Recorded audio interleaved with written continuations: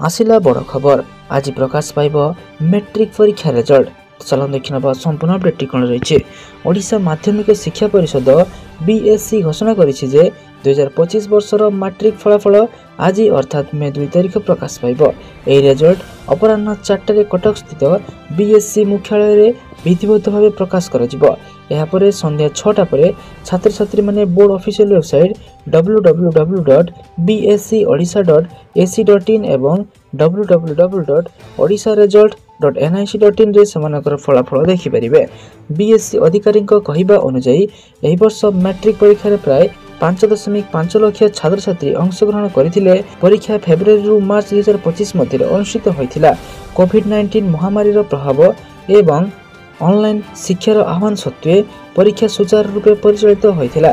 पाठ्यक्रम रे किछि ह्रास एवं छात्र छात्री सुविधा पई ऑनलाइन संबल जगाई दिया जाइथिबा बीएससी पक्षरु सूचना दिया जाइछे। छात्र छात्री माने समानक रोल नंबर एवं जन्म तारीख व्यवहार करी वेबसाइट रे फलाफल जांच करि परिबे। या सहित एसएमएस माध्यम रे मध्ये रिजल्ट जानिबार सुविधा उपलब्ध हेबो बोली बोर्ड पक्षरु सूचना दिया जाइछे। एथि पई छात्र छात्री माने निर्दिष्ट नंबर को मेसेज पठाई परिबे जहार विवरणी वेबसाइट रे प्रकाश पाइब। एही रिजल्ट प्रकाश पाइबा परे छात्र छात्री माने समानकर आगामी शिक्षा यात्रा पई प्रस्तुत आरंभ करि परिबे। जो माने फलाफल नै असंतुष्ट हेबे समाने पुनः मूल्यांकन किंबा पुनः जांच पई आवेदन करि परिबे जहार विवरणी बोर्ड वेबसाइट रे उपलब्ध हेबो।